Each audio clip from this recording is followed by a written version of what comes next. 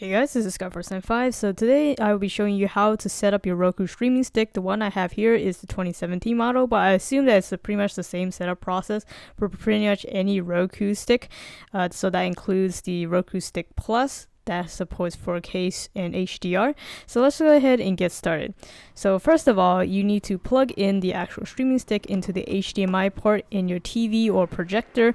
If your TV or projector is in kind of a cramped space, you might want to consider ordering a little extender for the HDMI port. You can actually get one right from Roku free of charge, and they ship it to you really quickly too.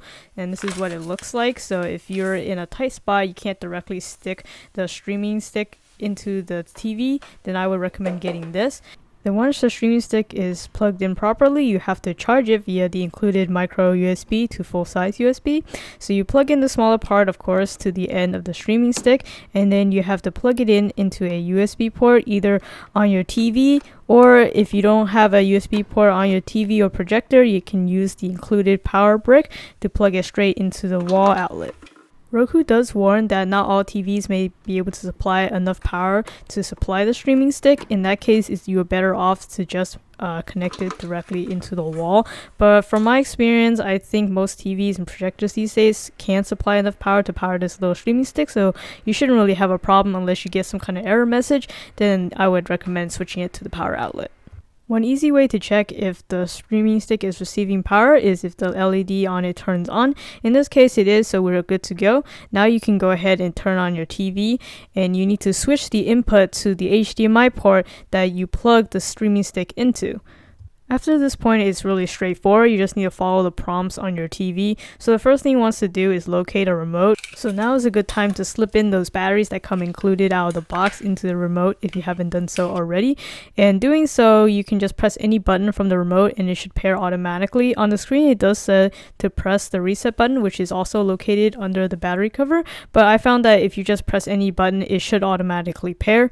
And now with the remote sync, you can select the language to get started, and then it will look for the possible Wi-Fi network to connect with. Because this is a streaming device, you obviously need to be connected to an internet. And because I'm actually staying in a hotel when I'm setting this up, I had to select the hotel Wi-Fi network.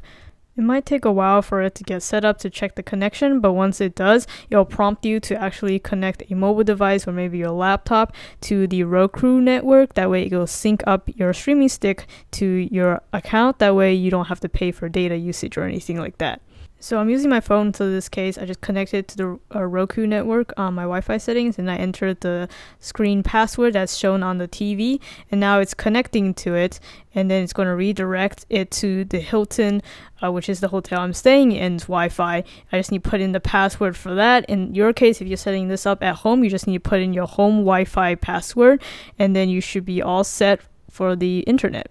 If you're setting this up a little bit later than when it first came out, you might need to install a couple of updates, so this might take a while, but just be patient. It's installing the latest drivers and software so your Roku stick can perform at its best. And once it's done installing everything, you're greeted with this funny little animation, and then you can go ahead and set up some of the customizations that you want for your Roku streaming stick.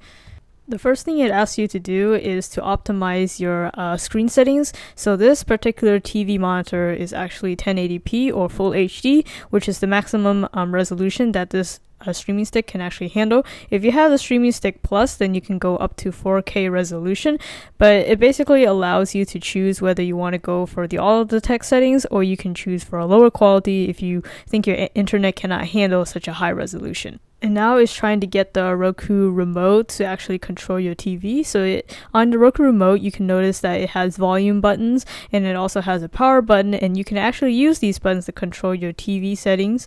So I'm going to go ahead and do that.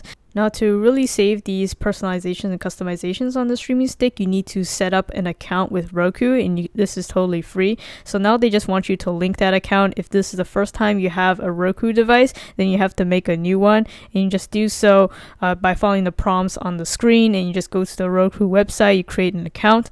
For me, I already created an account prior, so right now I'm just going to go ahead and enter the linking code and then sign in.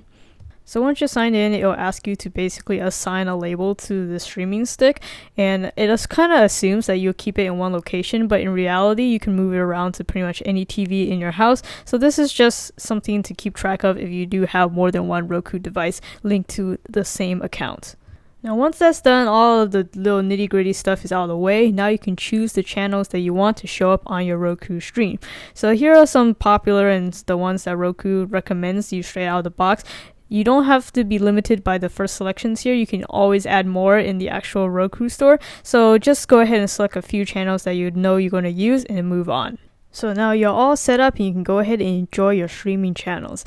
As a quick side note, there's actually a Roku app that you can download for your smartphone that you can use your smartphone to actually control your Roku stick if you ever lose the remote, or if you want to do some private listening. This is also great, so you can plug in some headphones into your device and actually watch TV right through your phone. To get set up, you just need to download the Roku app from the app store of your device, and then once you open it up, you should be able to find the Roku stick if it's powered on really easily. Though I did find that I wasn't able to set it up for whatever reason in my hotel, so your mileage might vary for that case, but setting it up at home, I had no problem setting it up, so you should be good to go.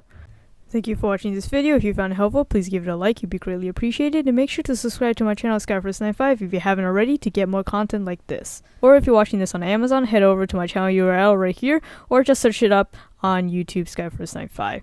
There you'll see a bunch of my product reviews and unboxings. Feel free to browse, or if you want to search for something specific, just hit that search field. That'll do it for this video. This is Skyforce95. Thanks for watching.